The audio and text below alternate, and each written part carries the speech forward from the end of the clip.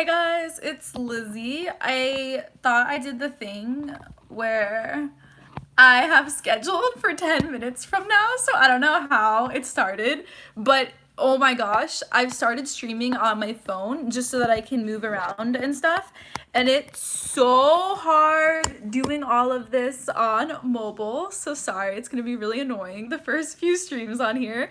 So happy Holy Week! I just got back from Mass an hour ago. Hi Alexandra, hi Karina, and I haven't cooked yet, so I'm making rice and kale right now with garbanzo beans and chickpeas, so I'll show you guys how I made it. I basically cooked it all in 4 minutes. How have you been? I've been so good. It's crazy that it's been 2 days since we last talked, but Saturday was the most full day I've had in so long. One of my suite mates from college, as you guys know, I went to Pepperdine University. I had the most amazing college experience and roommates. We actually chose to be roommates our freshman year. And so one of us got married. There's like 5 of us who were really close. One of us got married a year ago. And now the next one is getting married. So we went to her bridal shower. And it was honestly, ooh, yes. It's like, I'll show you guys. But it's really getting fried, you know? It's just brown rice, kale, and then I'm cutting up some of this. So anyways, as I was saying, it's the second of that friend group who's getting married, and it was so nice at the bridal shower. There were maybe 30 women there, a lot of people like my mom's age, like older women, not like old, but you know what I mean? And it was so amazing and uplifting and happy being surrounded by women, and I realized I'm never surrounded by women because, and I want to make a whole video or like blog post about this, but there's not women in Catholicism. In my circles, there's like only guys. I don't know what the deal is, but of everyone I know, I barely know any Catholic females ever. I have one subscriber who's female, who I hang out with a couple times, and then in Ireland, I met this girl who we became like best friends, and she's my favorite person, and she's female and Catholic, and she was saying the same thing, where she literally does not have female Catholic friends. So I don't know how this is happening. So if you're a guy and you have a wife or a girlfriend, bring her to Mass, because at my parish, there are all these men who are in relationships and their family doesn't come to Mass and it's just them, and I like having women as well. You know what I mean? And like, I've always had guy friends as well, and I'm not one of those people who's like, oh, I'm friends with all these guys. Like, I'm friends with whoever. But I realized for the first time this weekend, because I felt being around women, and I hadn't had that feeling in like the longest time. And it was so nice. So yeah, I'm gonna pray to have like a lot of Catholic women in the future. I know, hopefully my friends will just convert who are female. That'd be great. Because most of the people I know who converted were guys. But that might have just been because there were more guys in the philosophy department. So who knows? Hi Lizzie and everyone. Hello, I'm new to your channel and a new subscriber. Hi Ren. I just started doing my live streams pretty recently. For Lent, actually, I was doing a live stream in January and we were talking about Lent, and they're like, you should live stream every week for Lent, because I'm such an introvert with my career and everything. I just like being behind the camera editing, not like constantly on. And so I was like, oh wow, that'll be a really hard Lent. And so I actually did that, and not only that, I dedicated time every single day to social media, at least an hour, and I've been doing that.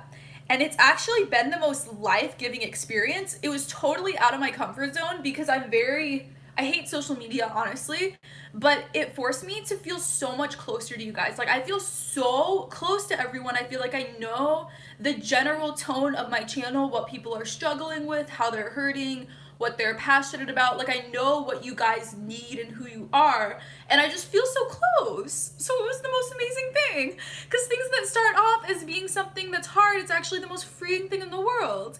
And I'm so sad that I ever saw it as like work to interact with you guys, but it sucks that like that's how I view it, because it is a job. But now it's like I view it as so fun getting to stream and getting to go on Twitter and getting to reply to DMs. It's like so freaking fun. So how much coffee did you drink in the past 5 minutes?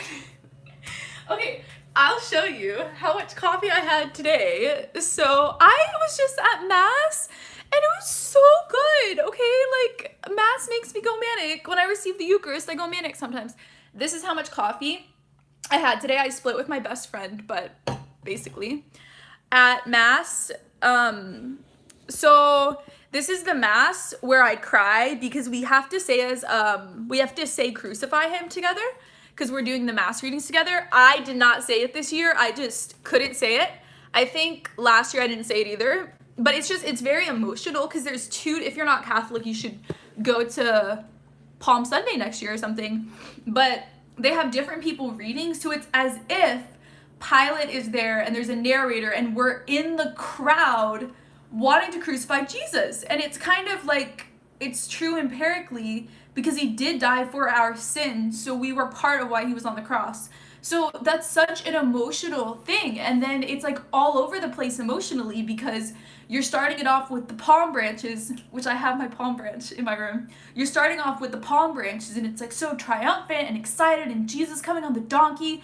And I was at an animal reserve today and literally saw donkeys, which is so special. I got to pet donkeys and see what they look like on Palm Sunday. How amazing.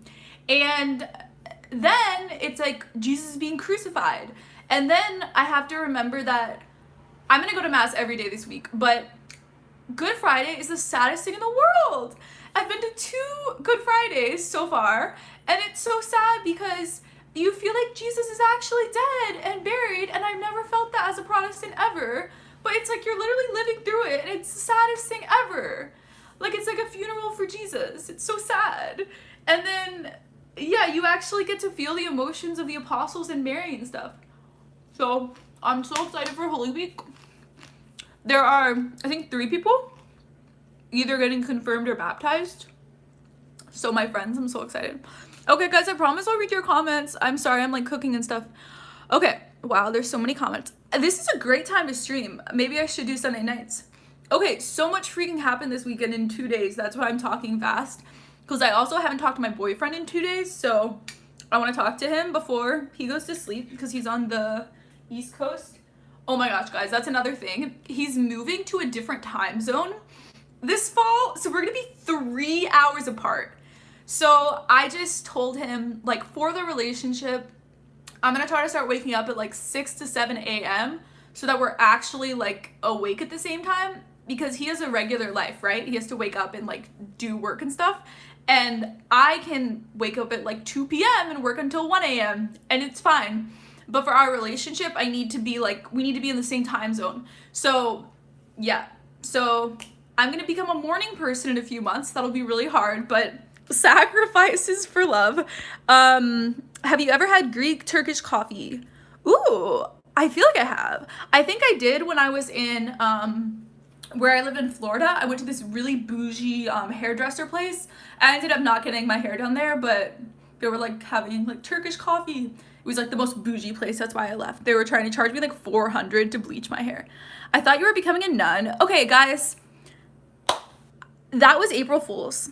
And I'm really, really, really sorry, because a lot of people were like, you're making a joke out of consecrated life, and I was not making a joke out of it at all. I mean, okay, I was making a joke out of it, but I do not see it as a joke at all. I see it as so beautiful, and I would absolutely love to be a nun. I think it'd be so cool, but I'm in a relationship, and you guys know my relationship, and that's why most people thought it was really great prank. Anyways, we don't need to get into that again. Have you ever put someone, guys, I'm so happy you're all here. You have so many comments. Okay, are you manic now? So that's a great question. So we can actually tell by looking in the mirror. You guys can come here. So let's see. So I always look in the mirror and I look at my, oh, yep. I look at my pupils and I can see whether or not I'm manic. So I'm manic right now, yes. It's interesting because a lot of times I don't have self-awareness if I'm manic. When you said boyfriend, I was confused. Yeah. That's why it was funny, because people like know we're in a relationship.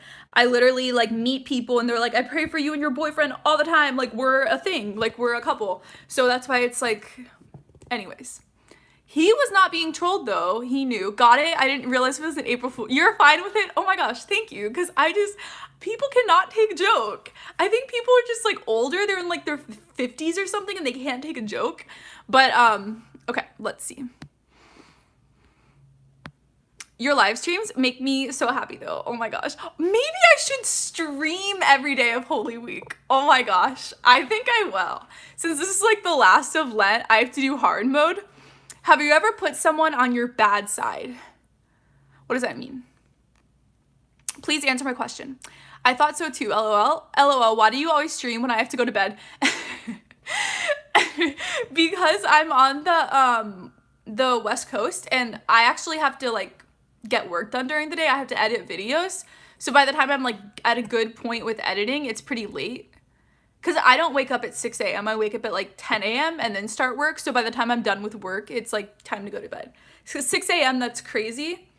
Yeah, but I mean, if I don't wake up, if we're literally 3 time zones apart and then I wake up 3 hours after him, I might as well move to Thailand. You know what I mean? And then it's like we're in an international relationship, it will feel like. Lizzie, I couldn't go to Mass for Palm Sunday and haven't been able to go because I can't drive because I'm too young and get yelled at to pray and it breaks my heart and I'm so sad. Please tell me what to do. That's the saddest thing I've ever read in my life. I'm so sorry. I wish I lived near where you lived and you would like be my best friend and I would like, you could come to Mass with me and we could like cook together and get coffee and stuff. I'm so sad. Just know that I'm so sad because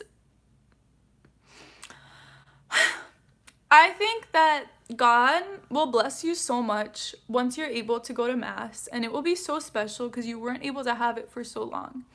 And I think that you can go to Mass online, so you can watch a Mass and you could even do it live. So I would just Google Masses and you could literally attend the Mass and it's like you're there, you just can't receive the Eucharist. So that's what I would do if I were you.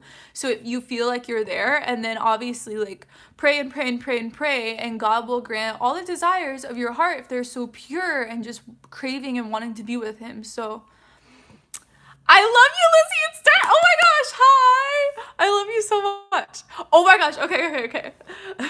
Darren, so look at this. I was gonna text this to you. Do you see this here? Do you see this outfit? Your aunt totally inspired it so much, right? It's totally your style. I had this skirt from like when I was 18 when I went to Thailand because I needed modest clothes and I haven't worn it in like 4 years, but now EWTN, woman, EWTN. Yes, so EWTN, thanks, I really needed that, has Math. So I used to do that. Please keep your streams. Afterwards, I always miss them. Yes. I think I just saw your comment on another stream. Someone said that. I'm 50, LOL. Were you offended by the joke? I think people are being nasty. Your prank was hilarious. Okay, you think it was good? Okay. Got it. Technically, there isn't a Mass on Good Friday, but we do react to the Passion. Okay, so that super caught me off guard. The first time, they were like, there is no Mass on Good Friday, but come to Good Friday at this time. So I learned last year the definition of Mass. So there has to be Eucharist for it to be Mass, which was a weird idea for me because I used to go to Mass for a year before I received Eucharist. So I always thought of Mass as just you go to Mass whenever you're at service at church. But since most people can receive the Eucharist, that's what Mass is. So I learned. Go to Orthodox liturgy next Friday because we are on the old calendar. Guess what, Max? So my boyfriend and I are going to go to Orthodox Easter together because we're going to be at our separate parishes for Holy Week. But then when I visit him, that Sunday is Orthodox Easter. So I'm excited. It's not Mass. It's if there's a it has to be a consecration. Geez, you seem high when you're manic. Okay, guys, I haven't been manic in a long time because I'm so medicated. So I'm so happy that good answers on youth trying to make Sunday Mass. It looks beautiful, Lizzie. Wasn't Unplanned amazing? I loved it so much. My boyfriend used to be Baptist and searches for logic and sources with religion. So your videos have been a really good resource for me to give him. I'm so happy. Okay, so Unplanned, I went with my best friend and I was shocked by the quality. It was so good. The acting was amazing. The storyline was great. The script, like everything was so good. And I had really low expectations for it because there's the stereotype where Christian movies are just horribly produced. The acting is so bad. So I was expecting it to be like a really bad movie, but it was actually really, really, really well produced, and I loved the characters so much. The main character, I wish we could have a whole like TV series with her because I love her character so much. So what was your nightmare about? Oh my gosh, I don't even want to tell you because like I don't want my best friend to watch this and feel bad because she was part of the nightmare because we were sleeping on the same bed together because she was staying at my place. And like I was dying. Okay, I don't want to say. She probably will never see this, but I was like dying so much. Maybe in the dream it was as if I was a fetus. Oh my gosh, yeah, that's totally what it was like. It was as if, because I was being like killed. So I haven't had a nightmare since forever. Will you check out on Twitter? Can you just tweet me on Twitter? I couldn't see that. She refuses to watch the movie because she hates gore and she said she will cry. I really like the movie Unplanned. You should also read the book. Oh yeah, I'm gonna read the book. So my friend who I saw it with is actually in law school and she's had to learn about like all the abortion cases recently, and Justice Kennedy she like is writing a paper on. So she had kind of the lawyer perspective, and towards the end of the movie she's like, these are not arguments, this is emotional.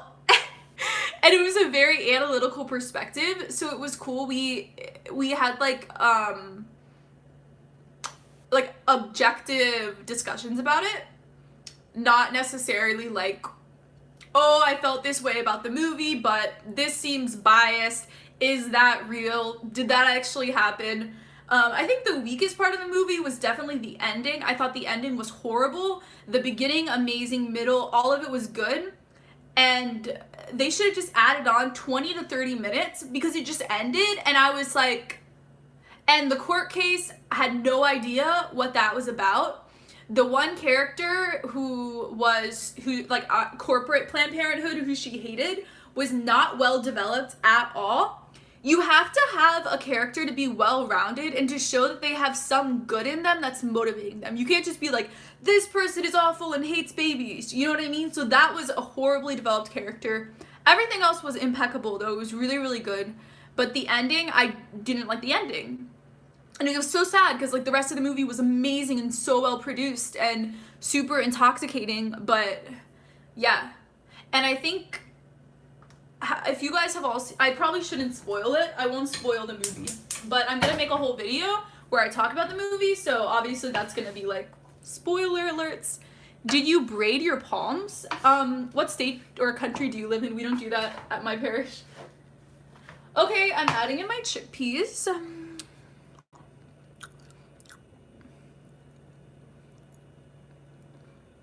Okay, so the funniest thing in the movie, and I think they should have had more comic relief, because it was really, like, someone was, like, almost dying. It was really dramatic. And the funniest thing, though, is that at Planned Parenthood, they literally had people in, like, yellow vests to escort the people into the clinic, because there were people, like, yelling at them, which apparently is a thing in Texas, because there's a Planned Parenthood, like, down the street where I live, and there's never people protesting, because, like, did I cry? Yeah, I teared up so much, but I, like, forced myself to not cry. I went into it trying to be emotionally detached, just because I didn't want to, like, be affected by it, and I still was, because I had my nightmares, so I'm glad I went in knowing I would be detached. So, I just, like, put up a wall and don't cry. Have you seen Letters to God? No. I found your books online, your favorites. Now I'm buying them and reading them. Oh my gosh, I'm so happy. Because that's my number one question. People are like, what do I read? What do I read?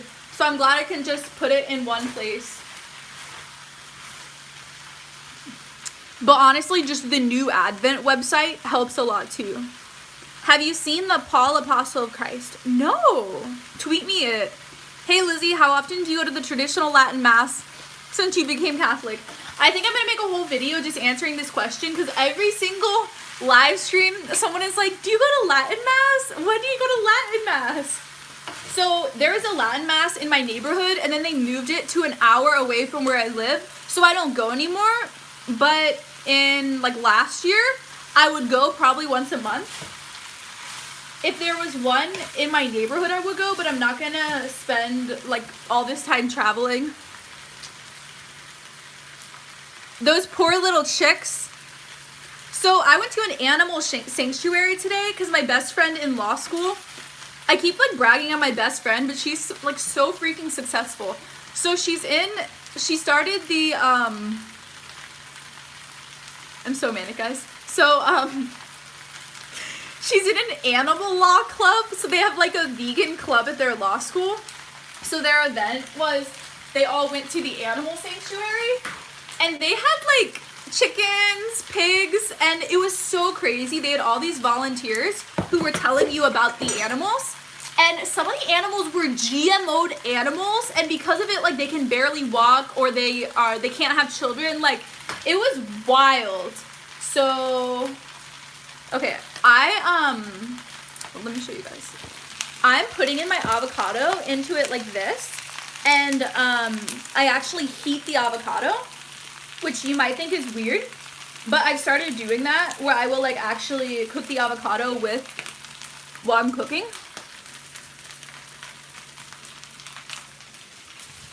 Oh my gosh, I know, it looks so good.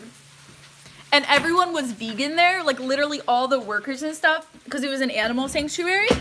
And then they had like vegan hot dogs.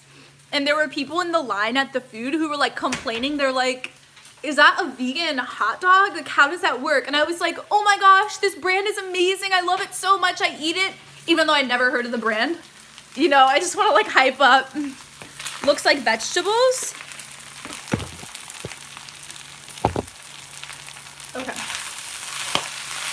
Okay, I'm almost done cooking, and then I'll just sit down and do mukbang style, okay? So I just cooked this with like a ton of oil, because that's where I get my fats. I just use a ton of oil, avocados, almond butter, chia seeds, and flax seeds.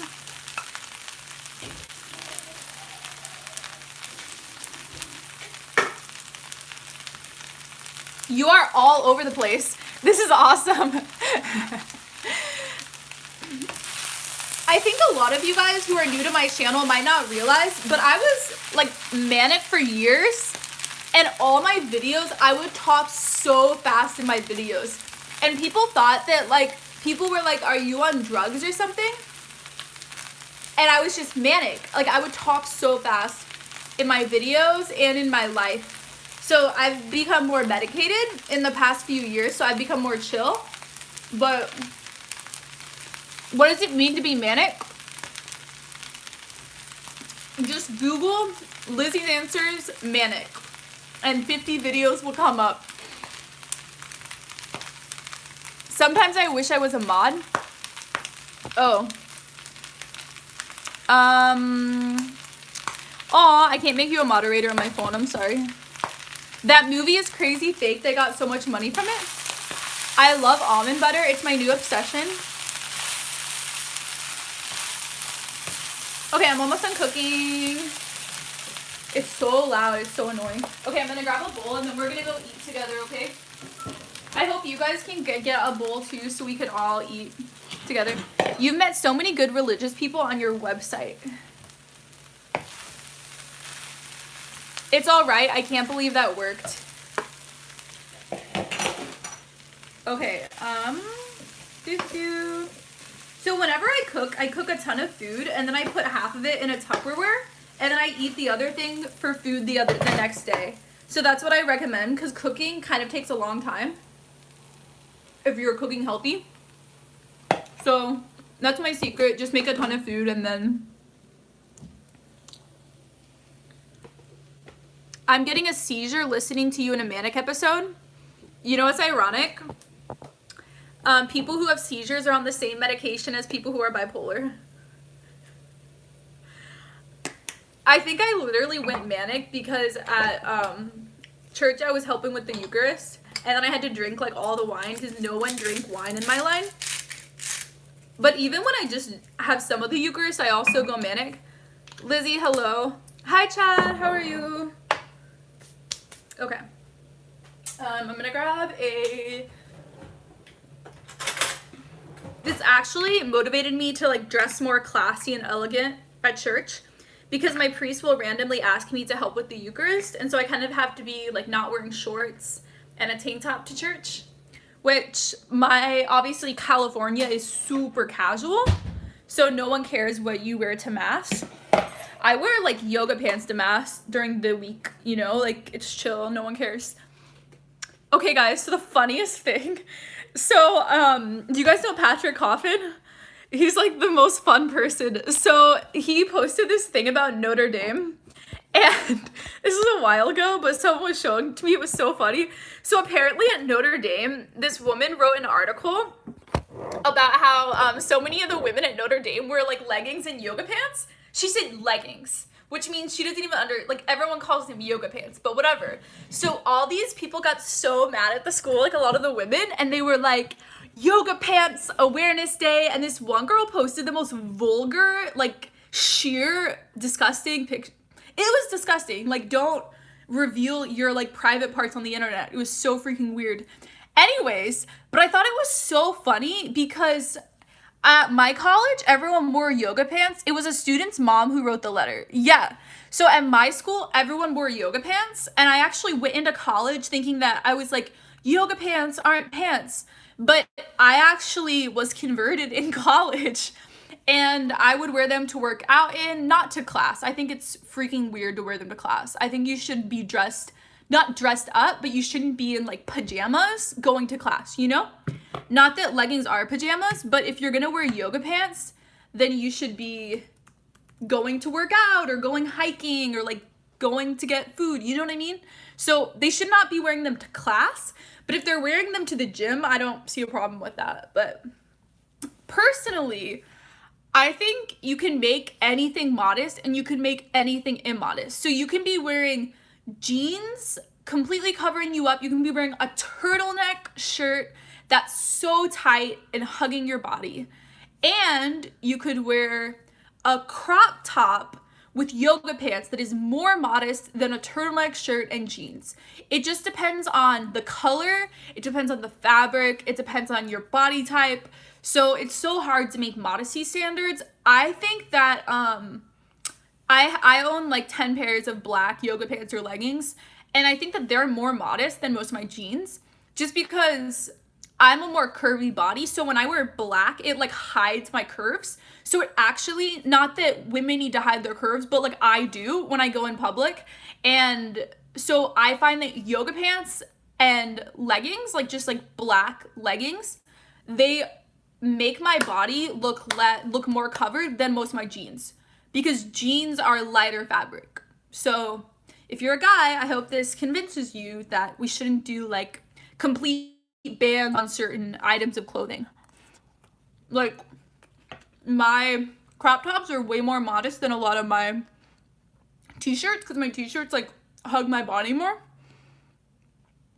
Are joggers modest? Like, I wear them to mass, but they're kind of like dress joggers. What are joggers? What country are you from?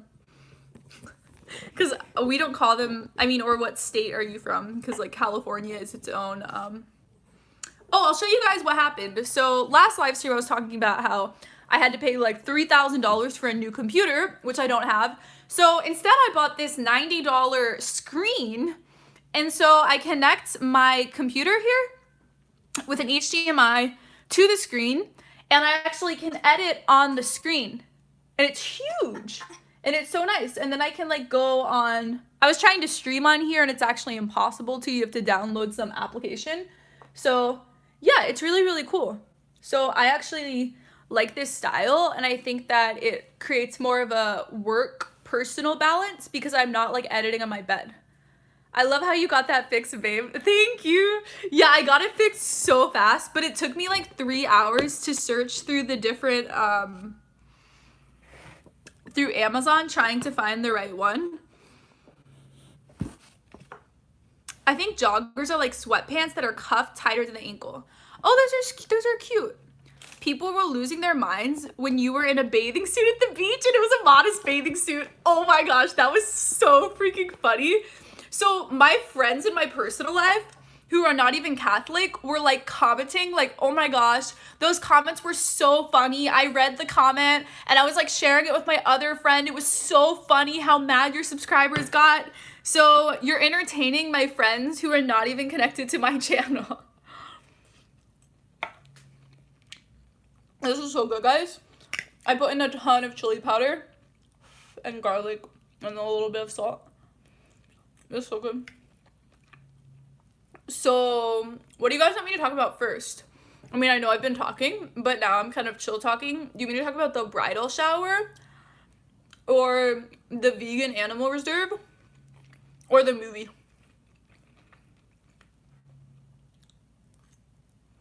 This is so hot, wow. You wear a tuxedo to the beach, like a tuxedo bikini.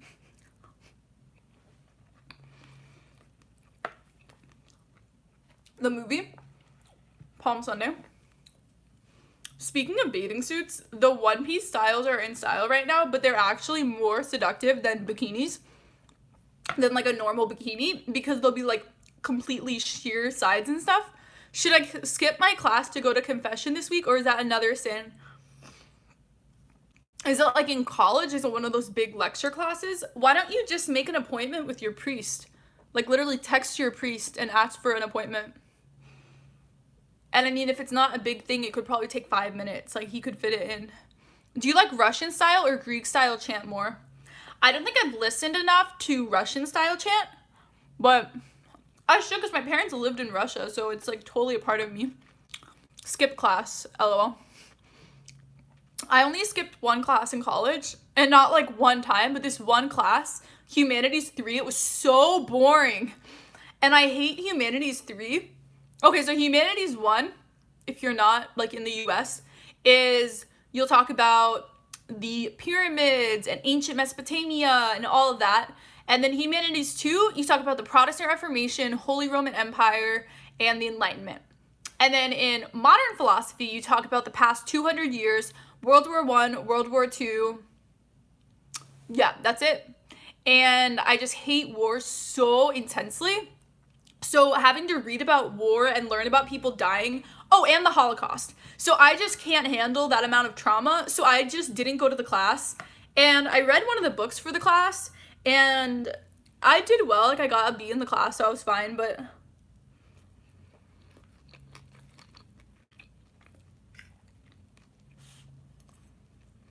do they mention Jake Paul in modern history class? Okay, to call out every single American educational institution, for some reason, we just stop at like the 1950s. And we do not learn about the Cold War or postmodernism versus modernism. We don't really talk about Nietzsche at all. So I literally don't know anything from the 1950s until now, except like from my parents. And my dad actually is a history professor, and he actually specializes in the Cold War. So I've learned stuff from him. But even the thing like the Tiananmen Square thing in China, I didn't know about that until college. Like we didn't talk about it in school. So, and the Vietnam and Korean War, we do not learn about. Also, we don't talk about the Russian gulags, which was actually more people dying than the, yeah, so we like don't learn about things. Jake Paul, my favorite philosopher. I don't know too much about the crisis in the Middle East as well. Yeah, we don't talk about the Middle East. I mean, we actually do a little bit because there's so much, so much conflict, but we don't talk about Africa. We don't talk about South America. We don't talk about Canada. We don't talk about Australia. We don't talk about Asia. We only talk about Western Europe and the United States. And we learn that the Catholic Church was killing people and causing wars and against science. This is why people homeschool. Like, I was so judgmental of people who homeschooled. I thought they were, like, against institutions or against the government or, like, super weird. But now I'm like, oh, I totally get why you homeschool your kids, because you don't want them to get brainwashed. But my best friend always says, you're a bad parent if you cannot communicate with your kids and, like, talk to them about what they're learning and help them process things. Like, it's healthy for your kids to hear opposite perspectives and then to develop their own opinion on it. But then you have to be super, not ambitious, what is a word? When you're, like, looking into the future and, like, getting stuff done for the future. Not ambitious. I don't know what the word is. Anyways, you have to be super on it with discussing with your kids what they're learning at school.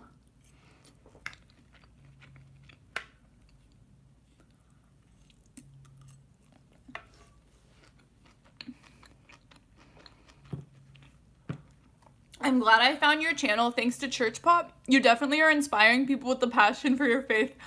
Oh my gosh, Church Pop last year was so nice to me. They would make so many articles like, Lizzie, no. They weren't Lizzie, they were like, Protestant YouTube star posts video on temptation. Protestant YouTube, it was so funny, like so many of my videos.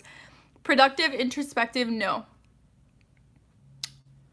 My granddaughter graduated high school and knows nothing about Hitler. Yeah, and the reason is because you'll be in a history class and they'll start at the beginning and then they will not be moving at a normal pace. So then it'll be like the last week of school and they'll be like, oh, we only are at the 1920s right now. So we're just gonna study for the AP test and let's hope it goes well.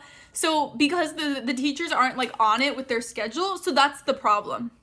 How do you get your teeth to be so white? I do teeth whitening strips and I always brush my teeth with baking soda and peroxide toothpaste. So every single time you brush your teeth, get a toothpaste that is whitening them. And then I touch up with the white strips. I did recently. But yeah, so many people comment that through the years. And you literally just have to brush your teeth with whitening toothpaste. Do you have an eyelash hanging? Yeah, I do. I put on eyelash extensions and they are like permanent glue. And it just takes a while to get it off. And if you rip it off, you rip off your eyelashes. So I'm just gonna like let it chill. Because when I was out, like over the weekend, I had false lashes on. And if I film tomorrow, I'm gonna have false lashes on. So it literally doesn't matter if that thing is there. I mean, I'm not wearing makeup right now, so you guys are bothered by it. But other than that, it's hard to be an Eastern Christian in places like Syria, Lebanon, and Palestine. How that's in the majority. Yeah. And it's really sad. That's one of the absolute worst parts of what Bush did, is that the earliest Christian communities that have literally been there since the 1st century, they're being so persecuted and like dying out and having to flee. And it's just so sad to have that one church going back all the way to the very, very earliest Christian communities having to run away and flee.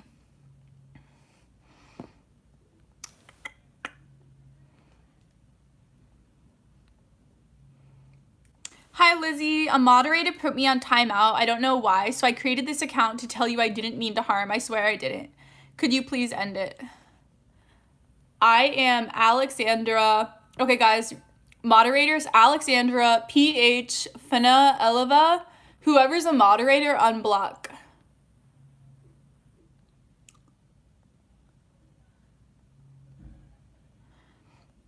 My church has neighbors that have a farm with donkeys, and since my Palm Sunday is next week, they said our church can use the donkeys so the bishop might ride in on a donkey.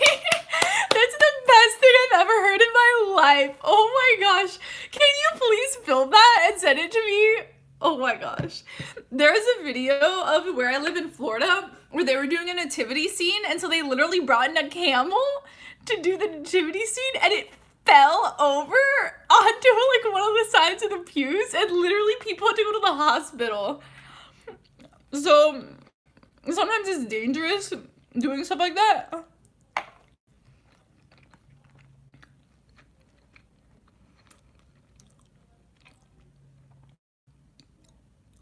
Have you talked about Unplanned yet? I just got here.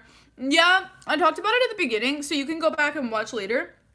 But I was kind of just I'm manic right now, so I was kind of just going back and forth between things, but we can talk about it more if you want. I don't want to do spoilers just because I'm sure many of you haven't watched it yet. So I'm going to make an entire video talking about it, and then you guys can comment on the video. You know what? So you know how I do the videos where I upload the video in advance and then we like premiere? So when I do the Unplanned video, I'm going to do the premiere, and then we can chat on the premiere about the movie as its premiere. Your school system seems crazy with the amount that you don't learn. And I actually went to really, really good schools.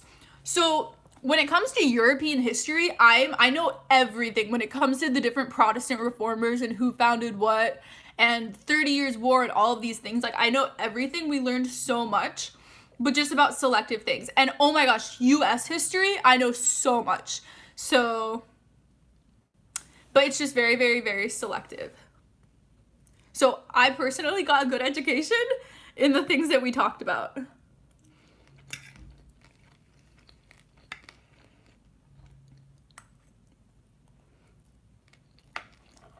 Do you think Martin Luther is saved?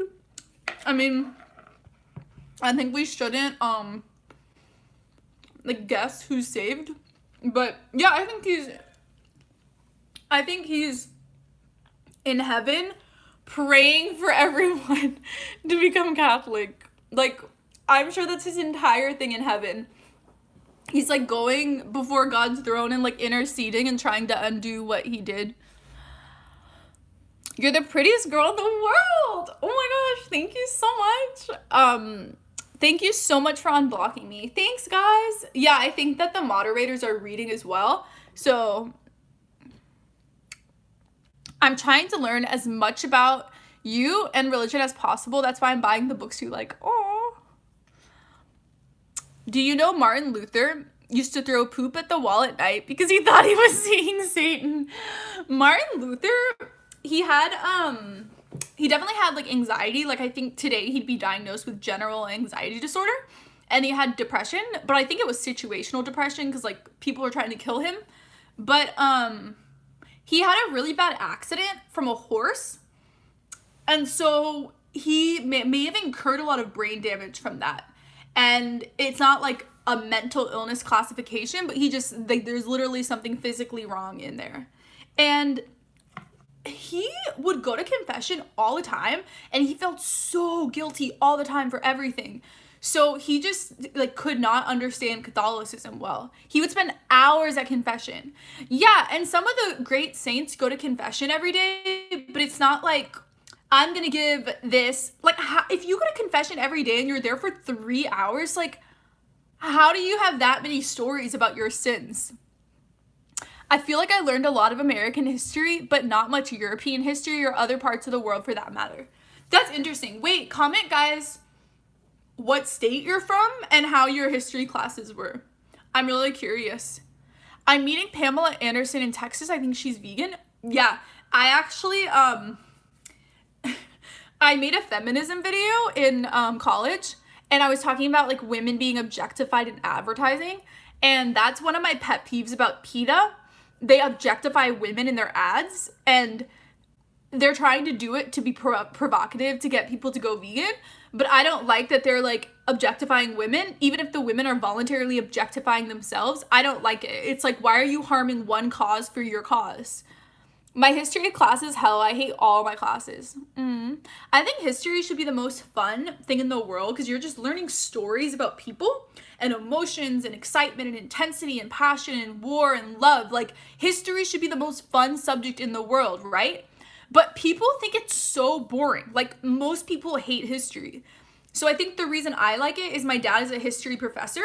So growing up, we always, like, he would tell me, we would talk around the dinner table, like what he's teaching at his classes and stuff. So I did not hate history, but it's just like the craziest thing that people think history is boring. No, gym is the only good subject in my high school. We didn't have gym in high school every semester, but we did in middle school. And I was like such a nerd. I absolutely loved school. I was so passionate about school, but gym was my favorite class in middle school because I love working out so much. I love history. I'm happy. I'm Canadian and I know nothing about American history. I know a ton about the World Wars and First Nations. It's weird though because I feel like Canadians know a lot about American politics. I don't like how one of my teachers thought AD stood for after death. No, it means Anna. Yeah, no, so many people think that though. I've been to Washington, D.C. Have you ever gone there? Yeah. I went there with my family when I was 16 because my parents got married and like met at this church in D.C. and it was having its 50-year reunion, so we did a family trip. And then my best friend, my law best friend, she was interning there over the summer, so I visited her several times. And then one of my other friends who's getting married lives in DC, and then one of my other friends lives in near DC. Yeah, I go to DC a lot. I love the Basilica in DC and CUA. The problem is people don't do a good job of teaching it. Yeah, my dad gets so dramatic. He like jumps on the table and like acts out everything.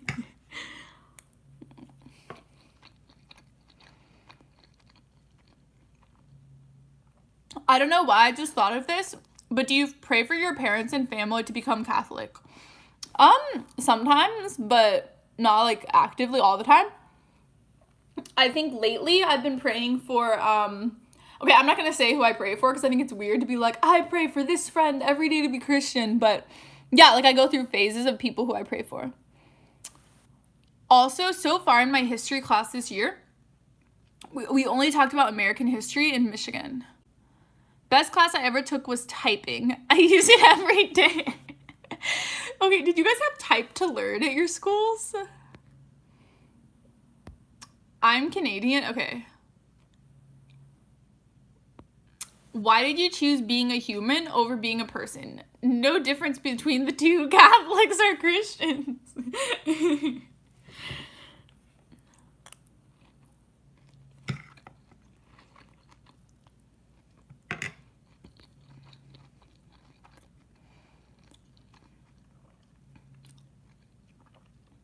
Confession to man is a joke. Is that what Paul says when he says to confess our sins to one another? Man can't take God's place like the Pope tries to do. So we believe in something called Apostolic Succession. So it's kind of like magic, where in the moment, the priest becomes Jesus, like physically becomes Jesus. So you're talking to Jesus. It's kind of like, you know in Harry Potter, how... No, I was going to say the Polyjuice Potion, where, like, you become a different person. So it'd be, like, on the outside, it looks like the priest. So let's say, like, I'm Hermione, and I take the potion to become Crabbe, who is, like, Malfoy's friend. And so on the outside, I'm Crabbe, but then on the inside, I'm Liz. So then that would be, like, Jesus, but then on the outside, he's a priest. So you're literally talking to Jesus physically. Okay, fois? Okay. Is that like French or something? I hate French. I was so bad at French.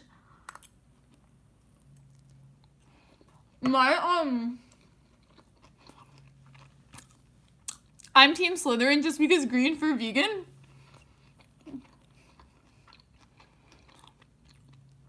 That's not Apostolic Succession. That's in Persona Christi. Thank you for correcting me.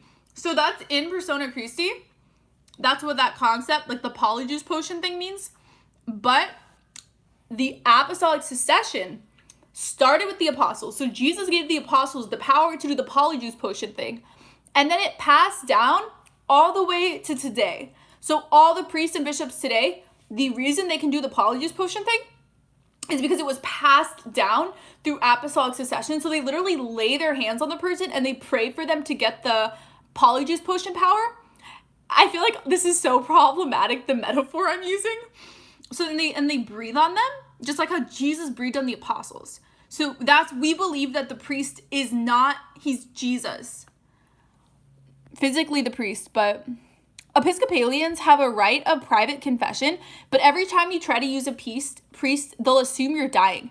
Okay, that's so weird. I'm honestly not that interested. A lot of people, maybe I should. People keep asking me to make a video on like Episcopalians because so Anglicans, which they like Henry VIII just wanted a divorce. And so Anglicans literally only disagree with Catholicism on the Pope. That's it. They have some weird way of doing Apostolic Succession. So Episcopalians are like American Anglicans, but then there's Anglicans in America as well. And then there's Anglican Catholic churches. And then the Episcopalian church is being divided by a plethora of issues right now. And so different parishes the priests can believe different things. So I don't understand what they're doing with their theology, how they're different from Anglican. I wish I could give you money on this live stream. You can. Are you literally not able to? What is this? Oh my gosh, guys. I can do filters? Oh my gosh, that's so funny, guys. Maybe I should always stream. Which do you guys like? I like the pop.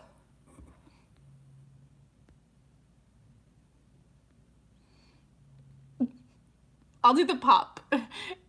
Greetings from Austria. Oh my gosh, hi.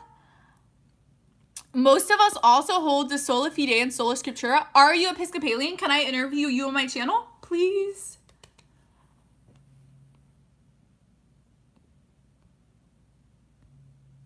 Okay. Oh, I was trying to see if I can enable mute microphone. I'm sorry, you guys can donate to my PayPal if you really want to donate to my channel. Stop. No, don't stop streaming. Okay. I don't think we should replace Jesus with man in any way, shape, or form. Doesn't seem right. But Jesus literally told us to. So it's so wild. You should go read the Gospel of John. In the end of John, Jesus says, if you forgive their sins, they are forgiven. He literally says that to the apostles. So Jesus wants the apostles to do the Polyjuice Potion. What kind of music do you like? I am so obsessed with Little Mix. Like, I'm obsessed. Oh, thank you. Yeah, even if you guys like donate $1, it's the same as what do you think of Oriental Orthodox? Oh, I love them so much. I was so annoying to a lot of Catholics like 2 summers ago when they were trying to convert me, and I was like, how do you know that Oriental Orthodox isn't true? But there's different like theology situations with a few, but I'm basically like they agree with us on everything. I'm Ethiopian Orthodox myself. Oh, that's so cool. Yeah. I think it's very interesting because a lot of Protestants, well, sorry, I got an email from Amazon. A lot of Protestants will be like, oh, the Ethiopian Orthodox or like the Coptic Orthodox, like they're the first Christians. But then we agree, like the Eastern Orthodox Church, like the Russian Orthodox Church, the Catholic Church, like we all agree on like the same Apostolic Succession things. So we're all the early church. A fellow Catholic said that Oriental Orthodox people are going to hell for being in schism. Doesn't seem right to me. It's so funny how you worded it. Yeah, no, they're totally wrong. Because the Oriental Orthodox have all the sacraments. They have all of the sacraments, and they have valid apostolic succession. As long as you have valid apostolic succession, then you have all the sacraments. So, and they literally have, like, going back to one of the 12 apostles, like, in their city. So, they're Christians.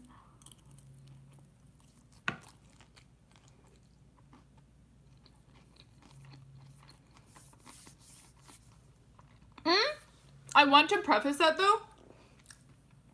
there are like different Oriental Orthodox churches.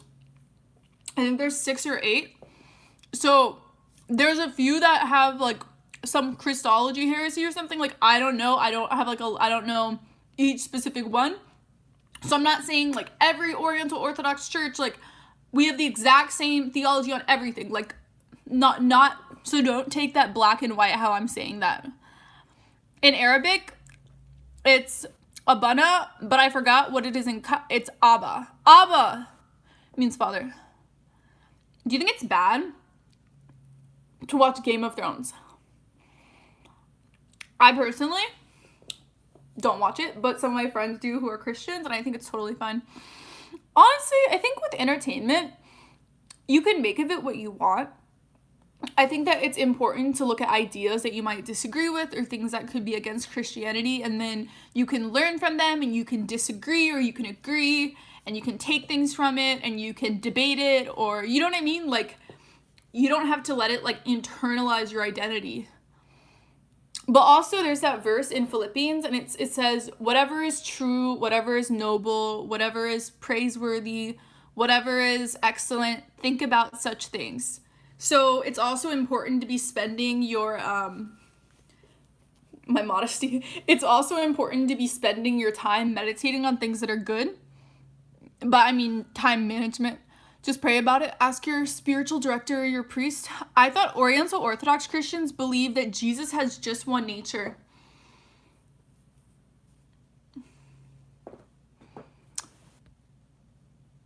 You should get the Orthodox Study Bible. I've seen the Orthodox Study Bible in person. It's so legit. In my city, we have about 10 Catholic churches, but no good Catholic youth groups. Is it okay for a Catholic to visit a Protestant youth group? Yes. So pre-Vatican II, they didn't like Catholics to go to Protestant churches just because it created kind of confusion, because it made it seem like, oh, this Catholic isn't going to Mass, they're going to my church, and that's the same as Mass. But after Vatican II, they decided like it's okay to attend Protestant churches as long as you don't receive their communion. Because it's really important to make a distinction where Catholics, we believe this is the real presence of Christ, and Protestants do not have that, with the small exception of possibly some Anglican churches or Episcopal. Who knows? It's vague if they're connected to the Apostolic Succession. But yeah, so it's really important when you go to a Protestant church to not take their communion. But other than that, I think it's really, really good to interact with Protestants. And I find that if my friends are going to come to my Catholic church with me, I'm going to go to their Protestant church. It's like an exchange. And so when you're willing to be part of their Christian community, then they're more open to... then they're going to be more open to go to Mass. So I think it's important to interact with people of different worldviews and to participate and kind of understand why they believe what they believe. And literally, evangelism will never happen if we're not really, really close to people who do not agree with us, you know? Like, you have to become best friends with people. How do you have so much energy? What do you take? I'm manic right now. Like, I'm bipolar manic. So it'd be like if I injected myself with chill cocaine and chill heroin. Like, my heartbeat is beating faster. I'm getting brain damage from the neurons. Have you attended a Pentecostal church? I went to a Pentecostal retreat in college. It was a great experience. Okay, one of my best friends faked their suicide that day. And that was really, really intense. I haven't thought about that story for a while. But yeah, it was really weird. And I was dating this guy. It was like a new relationship. And he sucked at emotional support. Like, wow. And I'm sure he's a lot better now. Like, we were young. But it was a really, like, rough moment because I was like, she just killed her. Like, I got a suicide text, literally. And he was like, I think he, like, hugged me. And he, like, didn't know what to do. Which, looking back, can you comment on the movie Unplanned? I did for, like, 20 minutes. Like, look, we're at 59 minutes and 24 minutes in the chat. So you can watch it afterwards, but I'm not gonna like repeat the past 59 minutes right now. Like, this is gonna be saved on my channel. Anyway, so at the charismatic retreat that happened, but then this guy, Basil, who's like one of my favorite people I ever knew at Pepperdine, he was like super like mentor-like figure. He was there for me and like read scripture with me and we like sang together and it was so sweet. He really helped me out and taught me how to do emotional support. And it turned out my friend is still alive. And I'm not mad at her. Like, we didn't talk for a while, but we like made up and stuff, and like she was in a dark place and there was reasons why. So people make mistakes and forgive. I completely forgot about that story.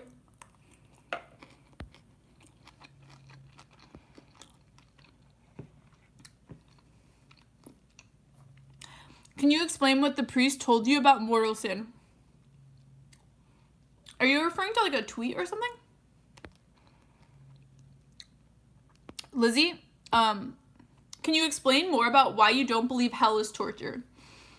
Okay, so I recommend that you watch episode 10 of Bishop Barron's Catholicism series. Episode 10, it's called World Without End of Bishop Barron's Catholicism series. It's on the Word on Fire app. You can do a week free trial if you need to, or you can find someone who has a subscription and borrow their iPad. If I knew you guys in person, I would like lend you my iPad so you could like listen. Do you watch The Simpsons? No. I think you asked me to see like literally the last live stream. So I actually wrote a poem on what hell is when I was in depression. That was actually like Catholic theology. And when I wasn't Catholic, so I can upload that. Yeah, actually, why don't I do that? Let's see if I have it. I could just upload it's super dark. Like, I was in severe depression. Hell poem. I actually think I showed Trevor this poem when I like met for the first conversation. I'm like, here's this poem I wrote about hell from severe depression. Oh my gosh. My computer's so weird. I have a Mac, and whenever I search for things, they don't come up. Like, I don't understand. Like, I'll literally type in the title of something, and it won't come up on my computer. It's the most frustrating thing. And so wait. Fame is hell.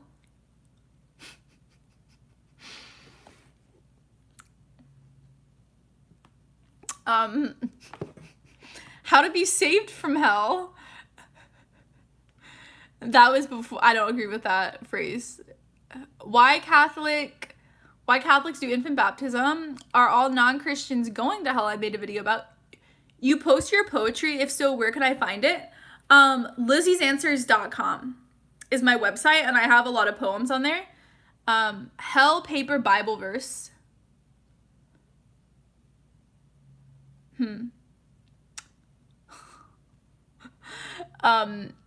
Sorry, I'm laughing. I have like letters I write to people like on my computer, like letters I've written to people. I have a novel. I have another novel. I wish I had time to just write because I have so many like shelves of novels that if I just put in like hours, like several hours every month, I could like actually get stuff done. But philosophy, New Testament, Dead Sea Scrolls research, ocean breeze poem. Guys, I actually have made videos through the years like sharing my poems with you guys. Okay, how about I read you guys my hell poem? Catechism of the Catholic Church is clear. No salvation outside of the Catholic Church. Okay, but here's the thing. St. Augustine in the 4th century talked about how there's the city of God on earth and there's the visible church. So it's like these people are going to mass, but there's other people on. No.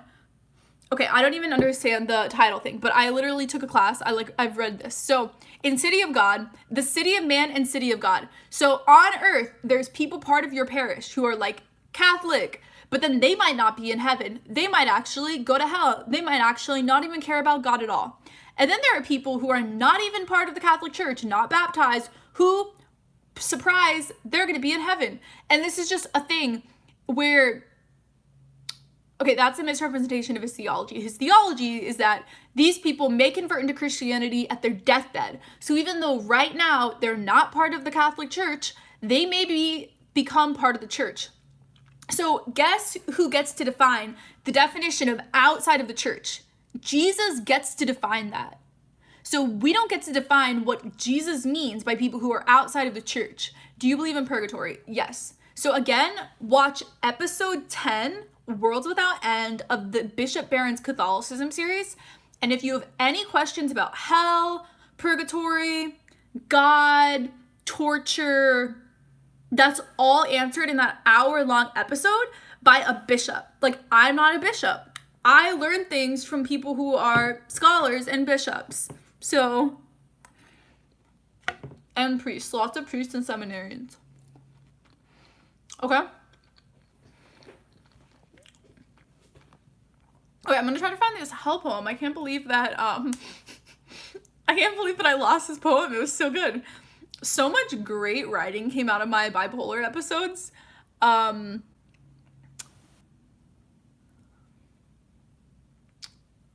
Okay, I'm gonna find it like in a second because I keep everything on the notes section of my phone. Okay, let's see. Hell poem.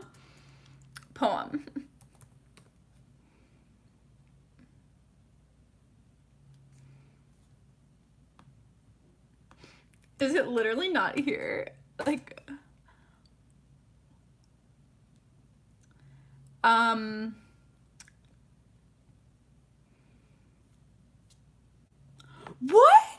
happened? Okay, guys. It is fascinating to me that in Matthew's gospel, the first and last teachings of Jesus to his disciples echo the exact same theme of poverty and reliance on God. The Beatitudes are the first, the Beatitudes are the first segment of the Sermon on the Mount in which Jesus presents himself as the new, okay,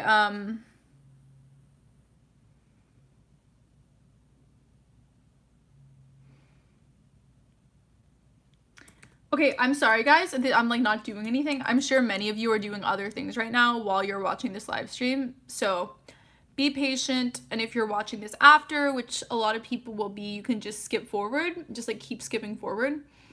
And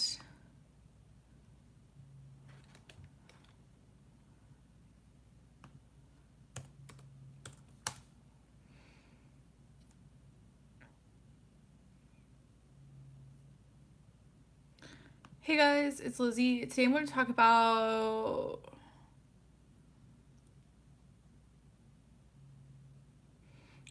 okay. I found it, guys. I also find I have a note that is called Tell Trevor from December in our first relationship. Okay, I know what hell is because I've been there far too many times. It's an aura of fog that covers you slowly, gently. So this is my view of hell. A fog that covers you slowly, gently, leading you into a comfort and ease. Fatigue, brilliant dreams. A confusion. You want to stop trying so hard. Fading away, thoughts thrown around until you're slowed down all the way. Down into this place, lacking nothing. Stumbling up, grasping light, but you're weak. Just let go. Into this comfort of isolation, rest from striving and surviving, void of breaking, wanting, loving, encapsulated by freedom from intensity and rejection.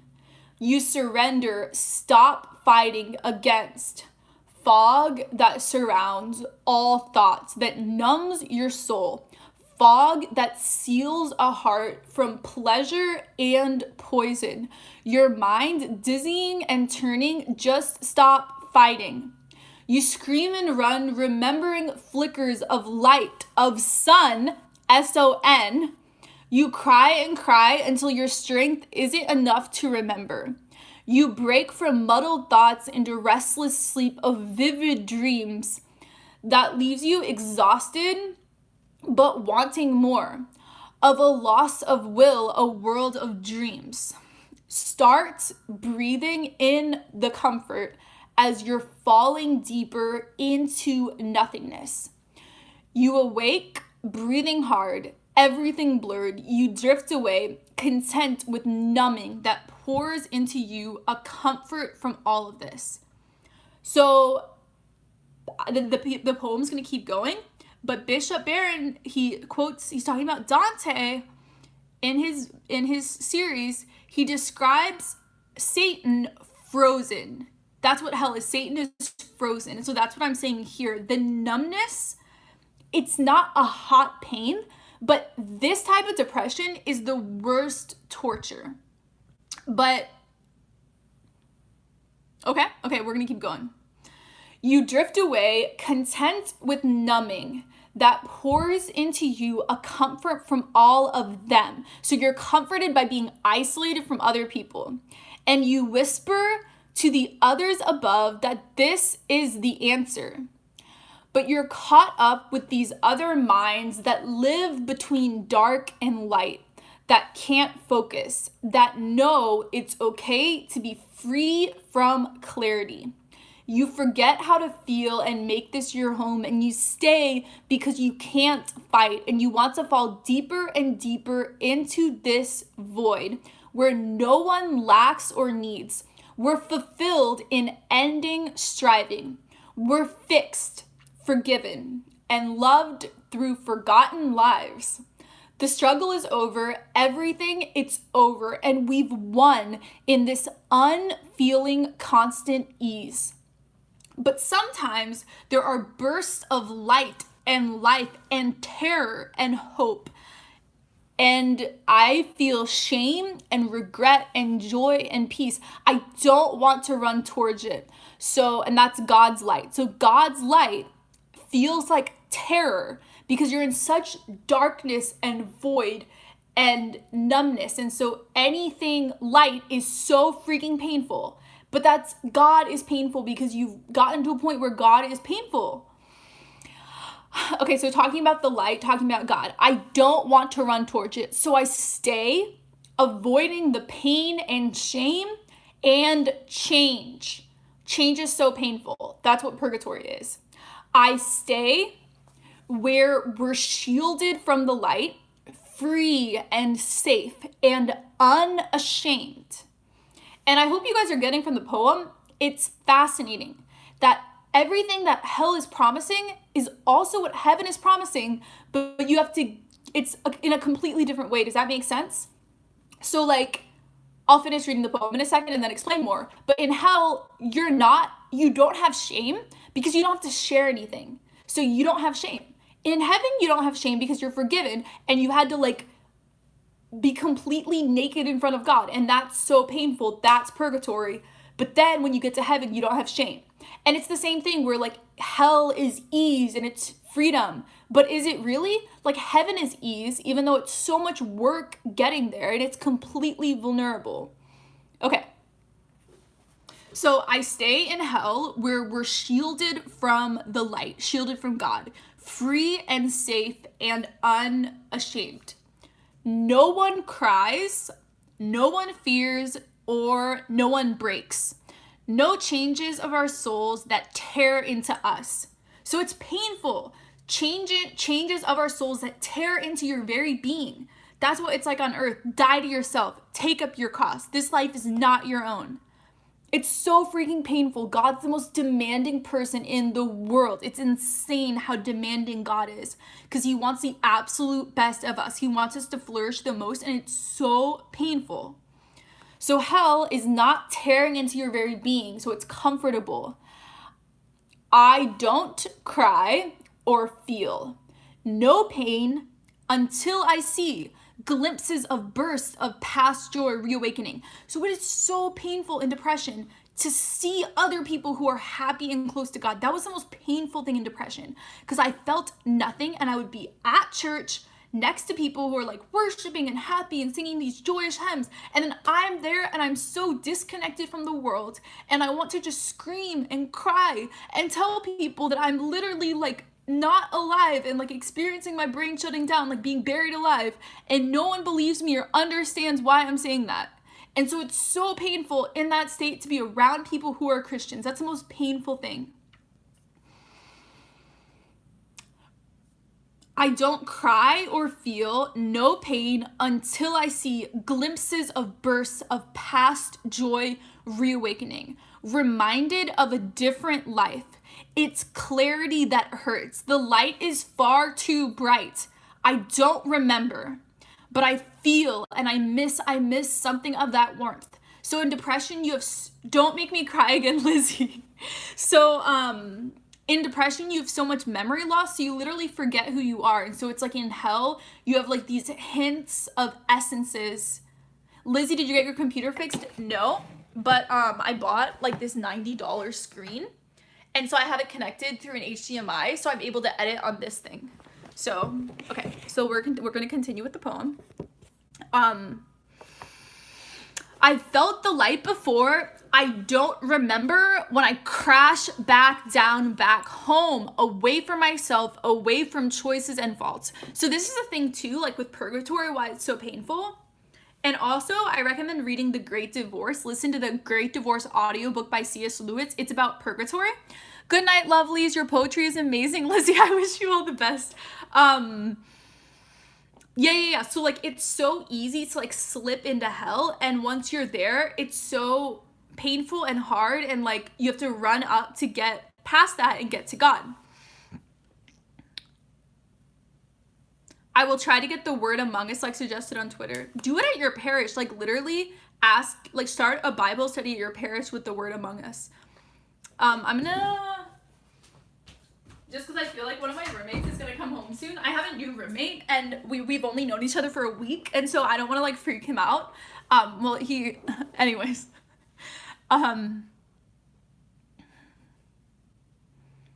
Okay. So you crash back down home, away from myself, away from choices and faults.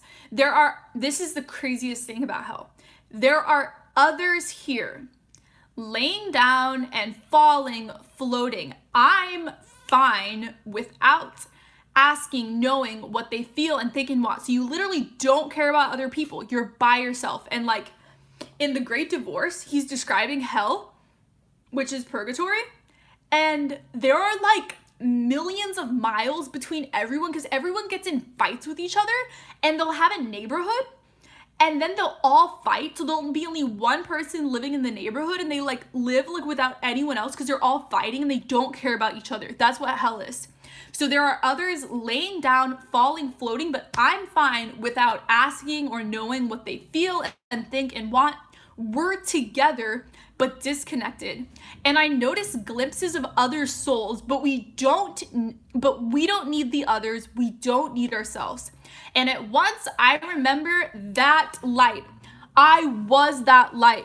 I loved the light. It was a part of me. It lived in me.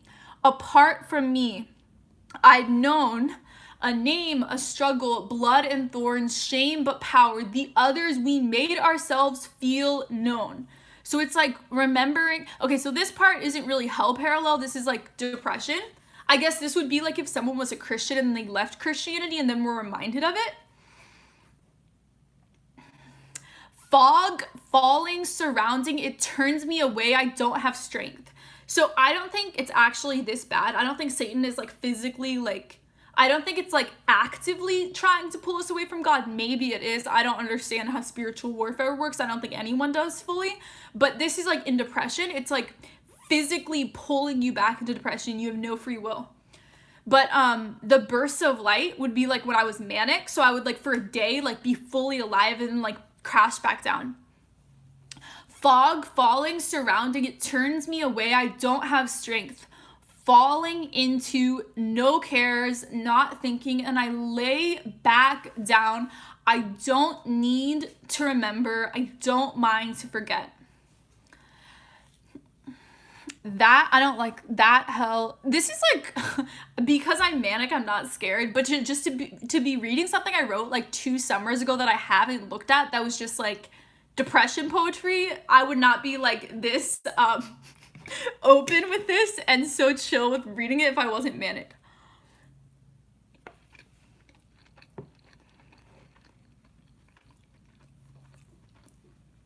Okay, my battery's about to die. Good night. Good night, Lewis. I love you so much. Thanks for hanging out with me.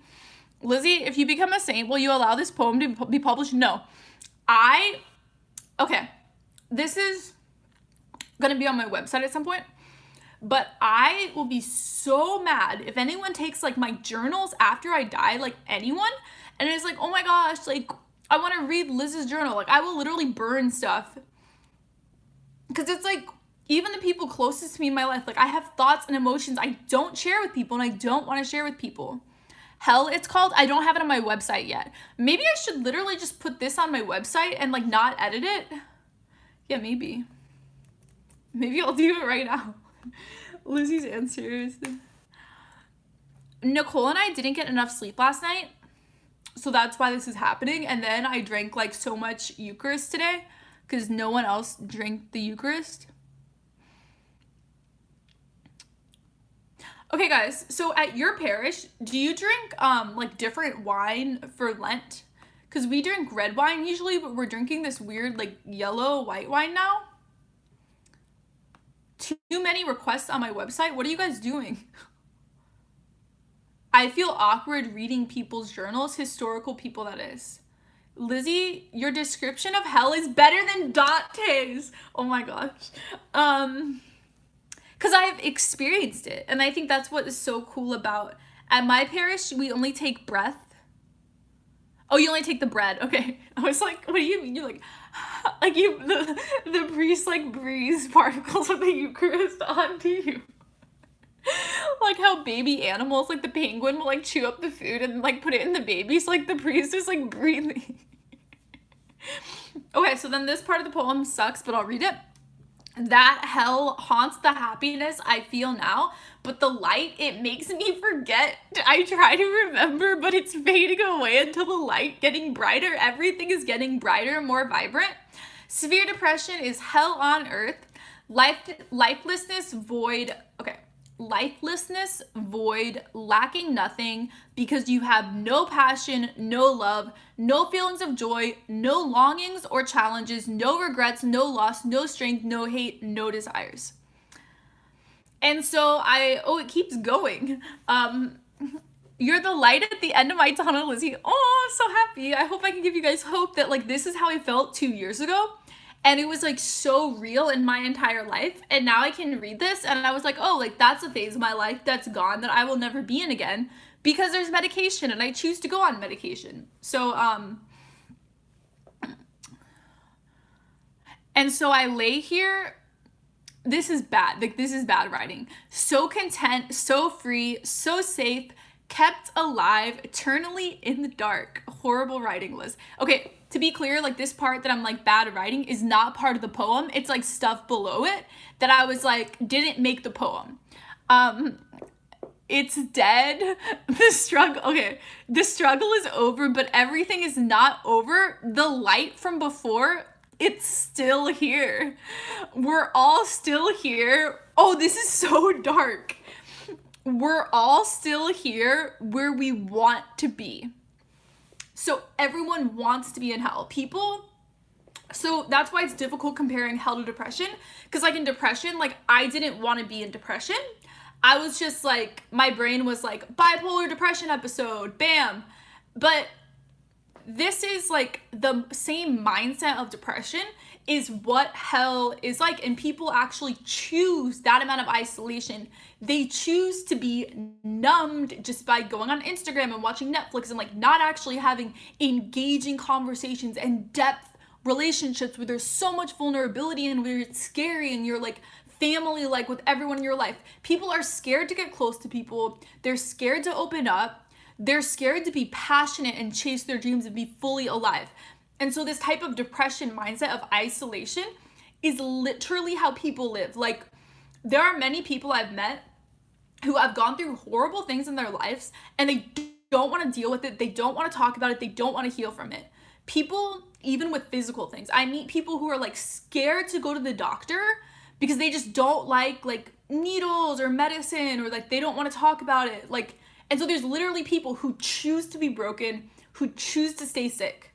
And so it happens on a spiritual level too, where people literally don't want to get healed. People just want to like ruminate in their hurt and not deal with it. Okay, and then I say at the end of the poem, complete negative freedom. So this is a political science thing that like changed my life. Lizzie, do you have a prayer rope? Yeah, I actually do. I have literally a like roped rosary someone gave me. It's in my room somewhere. If they try to canonize, I'm not gonna be canonized, guys. I don't think you understand. I'm like a really chill person. So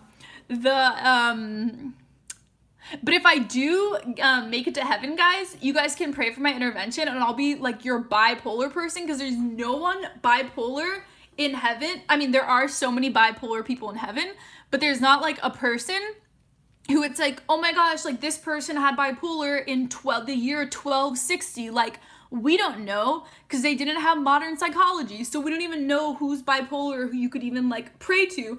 So I pray to Origen, who's a heretic, and I'm not at all recommending that. That's just like my personal spirituality, but I'm not recommending actively praying to heretics.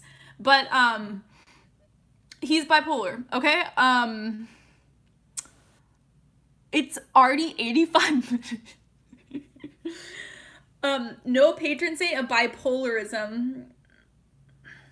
But I mean, I pray for you guys on earth, so it's kind of the same thing, you know? You just want to pray for everyone. I pray for you guys so much. Oh, I was talking about negative versus positive freedom. So, political philosophy classes changed my life. So, in America, we have a negative freedom society. Everyone is like, don't tell me what to do. I want to do whatever I want. As long as I'm not harming anyone, I can do whatever I want. That's freedom. If you're addicted to heroin, like, I'm so free, I'm doing heroin. No, you're not. You're addicted to heroin. You don't have any free will because you're addicted to that. And so just because we can choose what we have does not mean we're free. And so Christianity is saying, yes, you follow all these rules that your creator gives you of how to flourish. And by following those rules, you're going to be the most free person in the world. You're going to be the most peaceful, chill, relaxed person ever if you follow these rules. That's positive freedom. So how is this related to the poem? Okay, anyways, really important concept. That's a really important concept. There's like certain things I learned in college that like permanently changed how I think. The other thing, this was my sophomore year in college. Another thing from that class, we were learning about virtue ethics and Aristotle and his whole thing where if you're really bad at one thing, you should like go to the other extreme and then you'll like bend yourself into being normal. I did that with so many things, and I permanently changed parts of myself by going to like the opposite extreme for several years, and now I'm normal in a lot of different areas. And yeah, and like no. I guess I knew about like my best friend, who I've been talking about in this stream. When we were like freshmen, we were always talking about like Aristotelian like theory of means and stuff. So I don't know, I guess like in high school I read that, and then she was in great books, so she was reading philosophy. So anyways, Aristotle's been around forever, but we talked more about it in this sophomore year political science class. So that permanently changed my life. The negative freedom thing changed my life. Wow, I didn't know I liked Aristotle this much, but also in one of my other classes, we learned about how he has this whole like book on friendship, and he talks about in the book that if you're not a good friend to yourself, you're going to be a horrible friend to other people. And that seems like the most like basic like pop psychology concept, but it actually completely changed my life. And because of that class, my sophomore year, it was like ancient philosophy, I started only saying like positive self-talk. And so I permanently changed, like throughout the day, I was like, you're doing so good. That's amazing. You're improving that. I love that you're doing this. You're doing so good. Like I have positive self-talk. And then it permanently changed how I interact with other people. So I'm so relaxed and chill and life-giving and not judgmental of other people because I'm loving myself. So yeah, Aristotle actually, like, I guess that was the thing throughout Pepperdine. But I really liked Plato so much more. Like Plato's Republic, which again I read in high school. I actually read Plato's Republic in like 3 different classes, like multiple times. So I think what I like about that is it helped me understand what's going on in America. So wait, let me get a hair tie, guys. I super need a hair tie. Oh, here we go. Sorry guys, I'm wearing a crop top. I like always wear crop tops. I think it's modest. So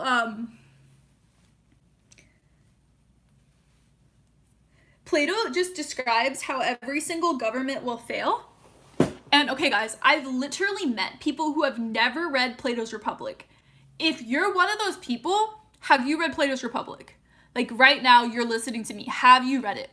If you have not read it, get on Amazon Prime right now and order Plato's Republic. And actually on my Amazon page, my like amazon.com/LizziesAnswers, I actually have Plato's Republic in like 3 different playlists of books you need to read. So you need to read Plato's Republic.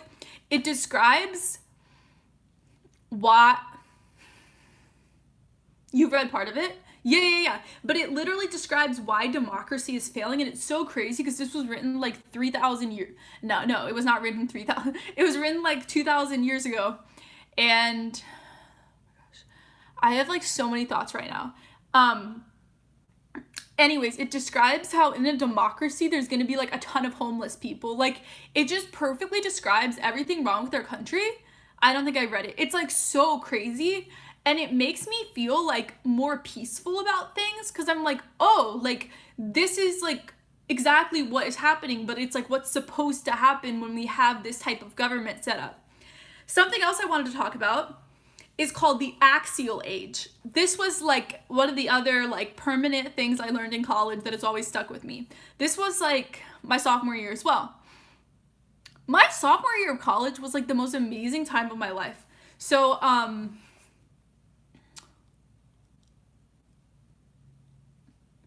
the axial age, so this was like 300 years before Jesus-ish, like that time period. So there were huge religious like advancements or like religious spiritual stuff like springing up in different areas of the world all at the same time. And so one of them is like Plato and Aristotle, like that philosophy is coming up, and then something in China, something is happening, and then in Second Temple Judaism, all this stuff is happening. Hi! I just got here, what's up? We're going through some extreme like philosophy stuff. So the axial age. So I remember learning about this and like reading a book about this, and it was just like, oh, like this is the axial age. And so I was like, and this was like apart from class, like we sort of talked about it in class, and then I like got this book about it and I read it, and like no one I ever knew about this. Like I talked about it with people and they're like, yeah, I've never heard of that. The axial age, look it up, guys. So I was like convinced that this intentionally happened to make way for Christianity. Like it was so amazing that all of these things created the perfect world for Jesus to come into the world, like the perfect timing, the perfect philosophy at the time. And by the way, I'm so convinced that Plato, and if he's an actual historical person, which I hope he is, I'm so confident that they're in heaven and are like so stoked to like actually meet God who they were writing about. So yeah, anyway, so for like years, I was like, this axial age thing is so cool. Like this was intentionally like for Jesus. And I talked to so many people, like professors even, no one knows about this. And then I was reading a book by like Pope Benedict XVI, Ratzinger, and he casually mentions in a sentence like, yeah, the axial age made way for Jesus. It was great. And I was like, oh my gosh, like this person, like this is a thing, like other people think this. Because for so long, I was like, literally no one talks about this. Like, why does no one know what this is? And I felt like so validated. I don't think you guys understand, like so many things in philosophy, I've had like an intellectual problem for like 5 years, and I talked to everyone about it, and they're like, that's so weird, Liz, why are you thinking that? No one thinks that. Like, everyone's telling me, like, that's crazy, why do you care about that? And then I'll like take a class and I'll learn like literally a term that perfectly describes what I was thinking. And that's what all at Pepperdine was.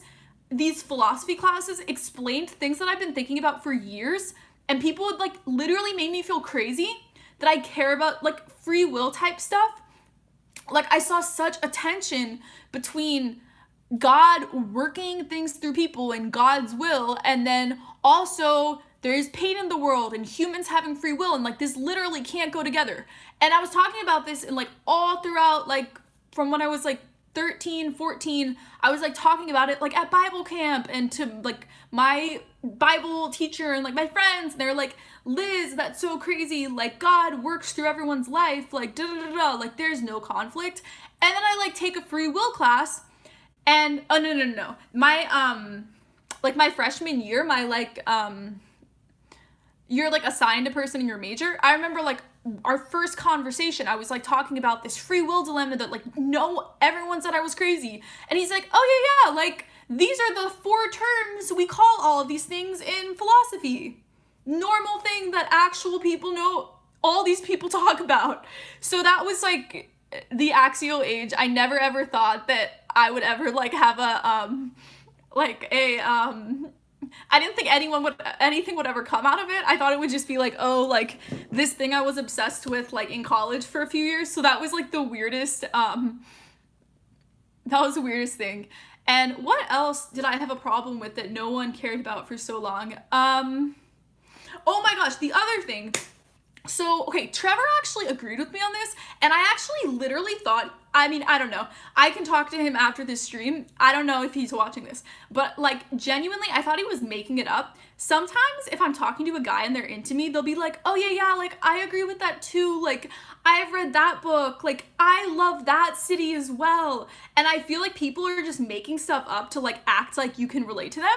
So this was, like, either we like are very in sync mentally, but this was weird. So when it comes to knowing what is true, it always like super confused me, starting especially in like my church history class in college, because we were talking about like different perspectives of the same thing, and I'm like, wow, Catholics, the Orthodox, like whoever, Protestant, all have a different interpretation of the same history.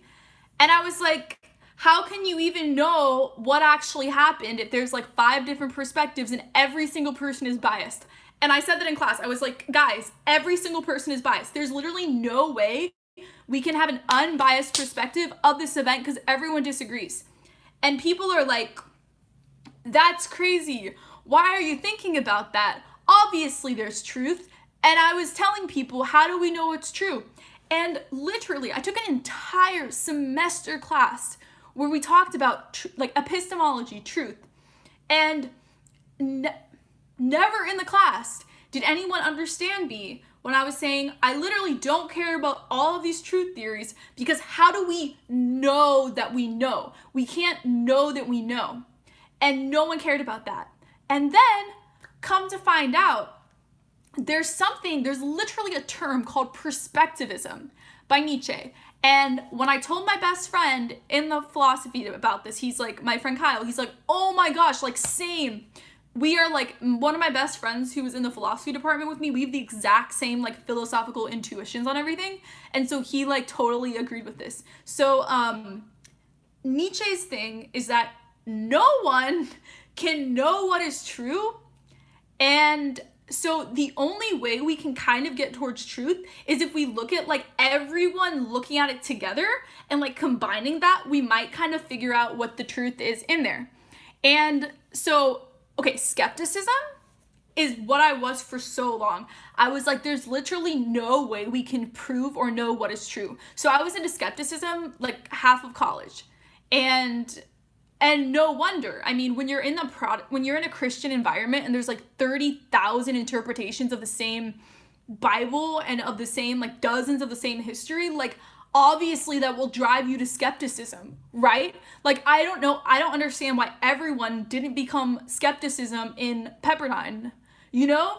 And only like me and a couple, like Kyle, like me and Kyle were like, skepticism is right, and everyone else is like, you're crazy, like, look at all these truth theories. So anyways, when I found out that Nietzsche is, have you read the Desert Fathers? Yeah, not like intensely read the Desert Fathers, but I had a whole class in college by this professor who went to Notre Dame for his PhD, and he was so Catholic. Like, I'm pretty sure he wants to be Catholic, but maybe he feels like since he has tenure at the Church of Christ school, he can't really convert. I don't know. But he literally helped me become Catholic with a lot of the things in the classes. Like, so many of the things looking back, like, changed me. But didn't change me, but they taught me things that I was like, oh, Catholicism. But yeah, anyway, so this might have been after college, I don't know, but I'm like, oh my gosh, perspectivism. And guess what, guys? We don't learn about Nietzsche in the analytical philosophy department in college. Everyone hates Nietzsche. He's crazy. That's so weird. Why would you read that? And it's like, wow, we're literally like cutting out an entire way of thinking. And yeah.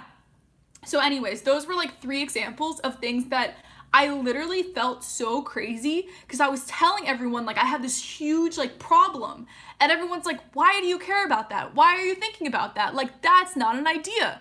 And then you literally find like philosophy terms to put into words what you've been freaking out about for years.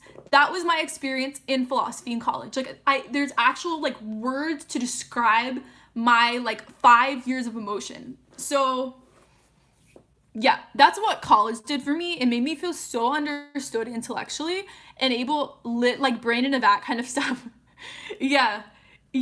I mean, so I needed to be a philosophy major. I don't think I would be so like lonely and confused and estranged if I didn't do philosophy. Yeah, it's so amazing. It's kind of like how in certain languages there are like words to describe emotions in one language but not in another language. It was a similar thing where I didn't have like the like academic language to put into words like my issue. So yeah, so in college I was a philosophy major, so I kind of see college as like different phases, because at my college there was like study abroad. So a lot of people, their sophomore year would study abroad. And so I had like my whole life my freshman year. And then a lot of those friends like left for a year. And so then my sophomore year, I started taking all my major classes, but my whole class was in like Europe studying abroad, or like China or Brazil. But so I was taking philosophy classes with like the juniors and seniors, and I was like so close to those people. And I was in my philosophy classes. But then like all of them graduated and I finished my major. So then like my junior and senior year, I took like all these religion classes with like different people who I like didn't know as well. But yeah, so it's so weird. And then like that, I got depression at that point. So literally like certain people I knew in college did not know I had bipolar. And I was like, I see it as like Liz, like pre-diagnosis and like pre-depression. It's like almost 2 completely different like eras of that time. Yeah. So, and it's so weird, like 2 of people from college I've been like kind of reconnected with who were in like the first phase of college, and it's like I kind of completely forgot that whole, so like 30 minutes.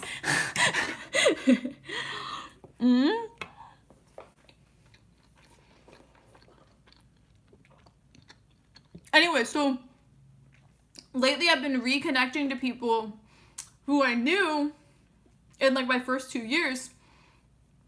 And it's so amazing because it's like resurrecting the time in college when I was like actually like had my mind and could actually be intellectual.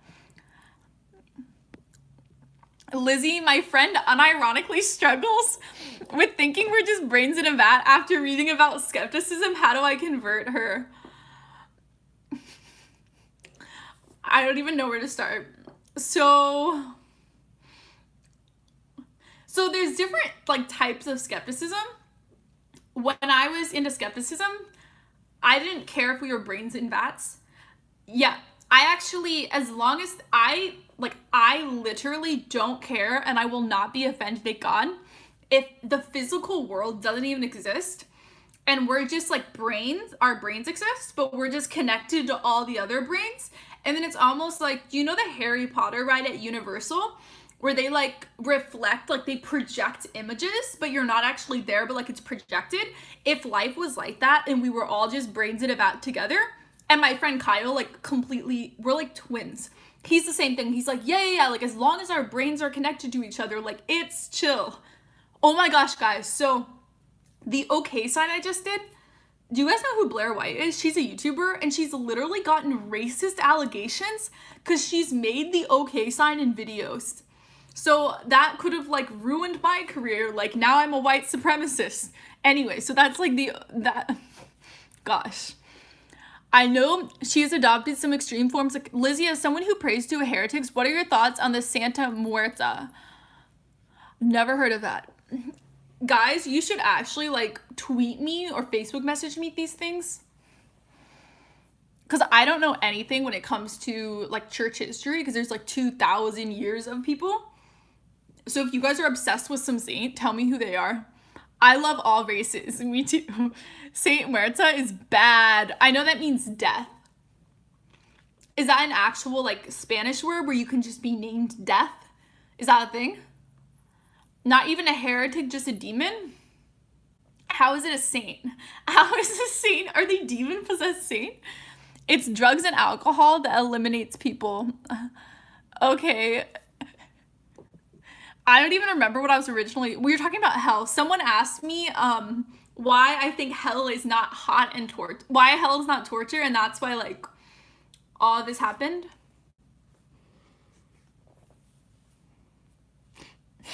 Okay, funniest thing. So I look at my this and I see like a message on Facebook Messenger on my page, and someone's like, can I ask you, how do you deal with your bipolar and not go into manic stages?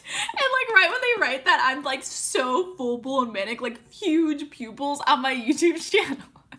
So it's like, who is Ben Shapiro? He's he's really just trendy on the internet, kind of with millennials, but he goes around to a lot of schools and does speaking events. He's Orthodox Jewish, so he's very religious, and he's conservative, he's economically conservative, he's very against abortion.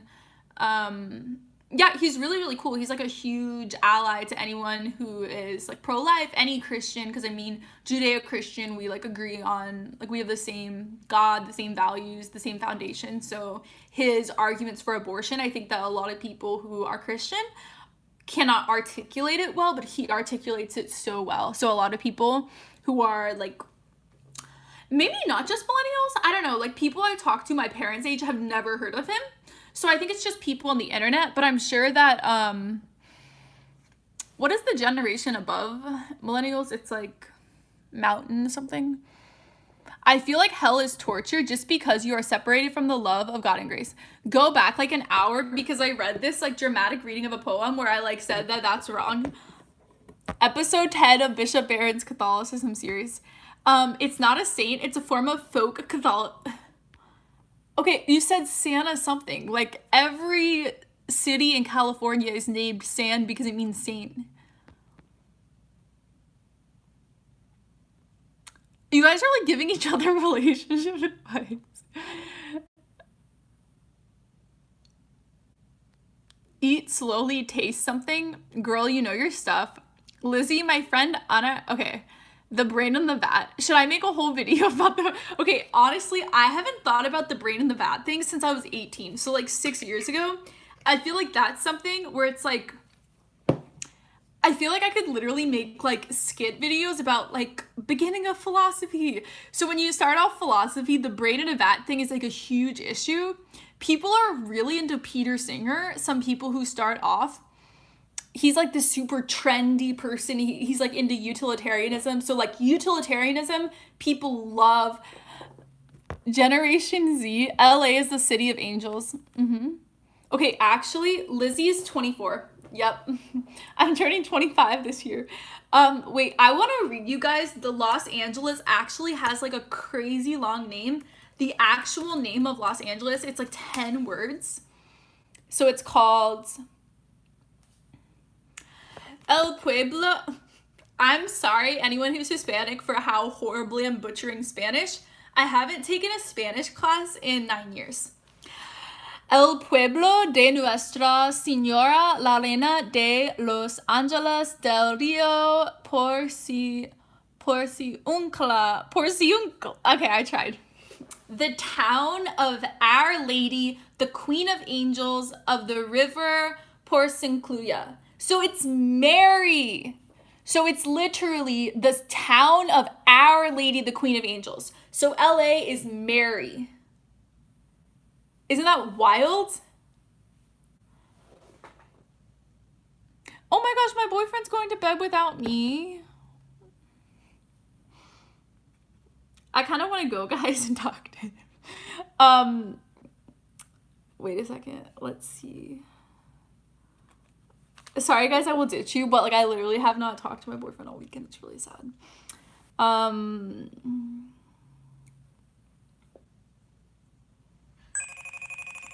At least we agree on that guy. Oh my gosh, the Chrism Mass at LA Cathedral? It's tomorrow? I actually really might go. Oh my gosh, I'm so excited. Wait, let me see. Chrism Mass, LA? LA Cathedral?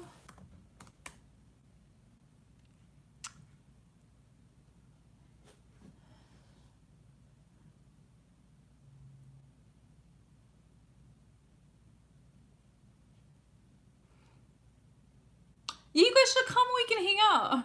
Last time when I went to the Chrism Mass, a lot of people recognized me and we all hung out together.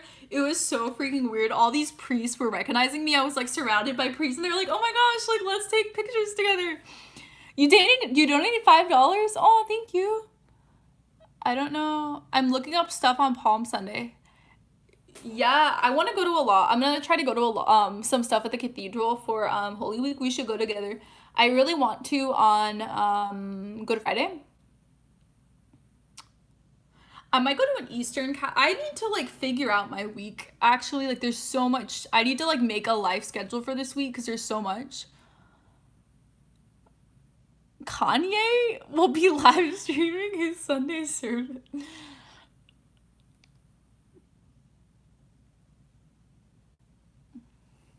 Okay, sorry guys, I'm so confused because the schedule for the cathedral in LA is like so many masses every day.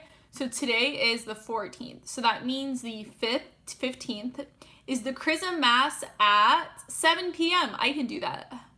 Blessing of the Holy Oils.